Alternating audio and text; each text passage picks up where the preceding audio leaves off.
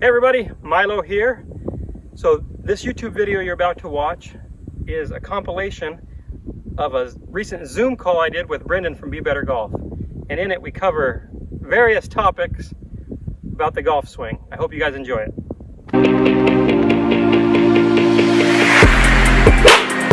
You don't meet many what you would call really good golfers who are flipped at impact, because it's hard to control a couple of different things. It's hard to control your angle of approach into the golf ball and the path, and also the face is getting pretty wobbly when that happens. Generally, for me, it's if the club is, if I drew a continuation of the golf club and it was behind their lead arm. So I would want to see their lead arm pointing somewhere in front of the golf club at impact. But there's lots of ways to get there, and there's lots of ways to trick it. So for me, you know, some people try to push their arms forward to get it, and to me that's not the optimal way to do it. It makes the club more stable, and it means that you're continuing to accelerate the golf club into the ball, where once the club begins to pass your hands, the club is now decelerating. It reached its maximum acceleration when that lined up.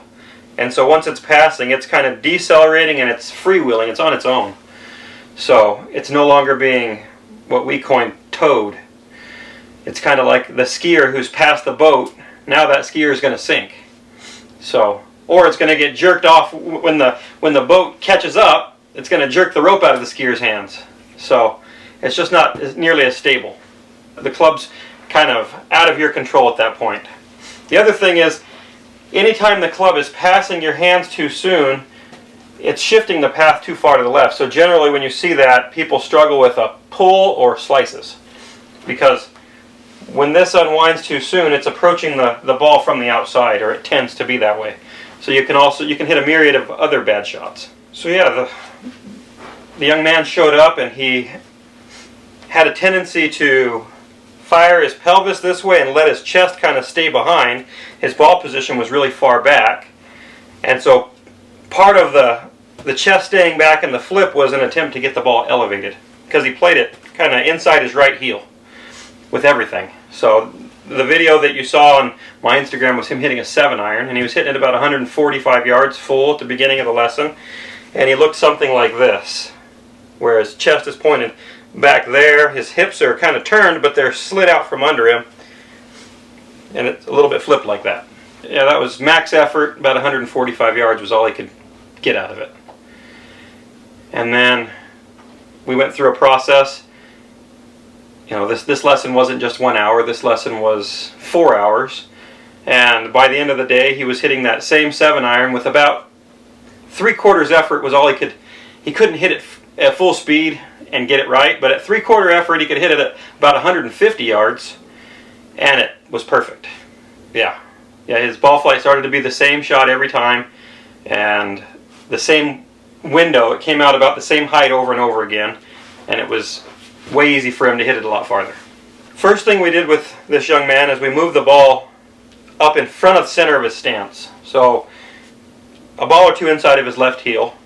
His grip was, right hand was pretty under like this, which was causing it was back, you know, 2 balls behind the middle.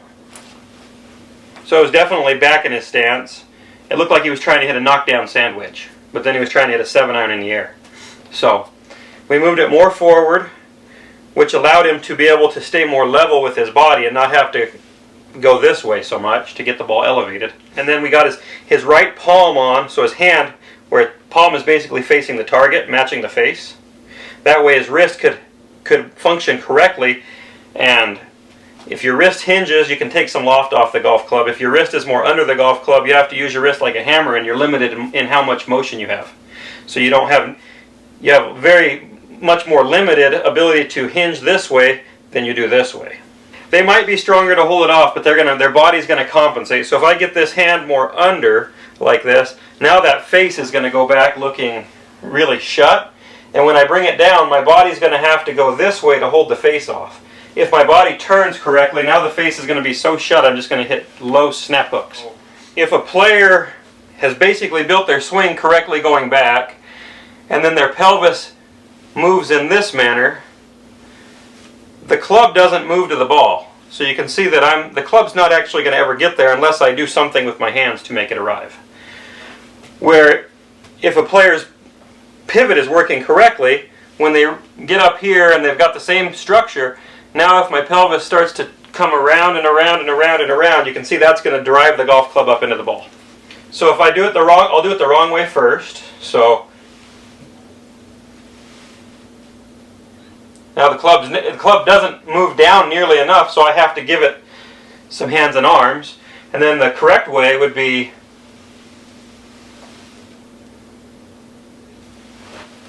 look different? It's hard to say because there's so many things that match up in a golf swing. So a player's intent, how they're trying to accelerate the golf club. So if my wrists are trying to power the golf club back here, oftentimes my pelvis will respond and do the wrong thing. And once in a while you'll see somebody who has good motion who manages to figure out how to flip it. But it's pretty rare. So if your hips are working correctly, they never get outside of your ankles. So if your hips are moving outside of your ankles and they're not actually pivoting, see how you can see the grip into this golf club. When I do it correctly, it goes around. If I do it incorrectly, it's not. Can you see that, Brendon? So correct, the grip in goes around. Incorrect, the grip in goes up and down. It comes at the right time and in the right way. A lot of people feel like they're rotating by pushing with their legs.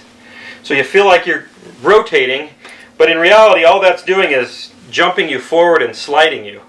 So what's really happening is the middle of your body is pulling your left hip socket around. Your leg doesn't straighten out because you're pushing with it. Well, it does, but that happens later. The leg begins to straighten out because the hip's going around.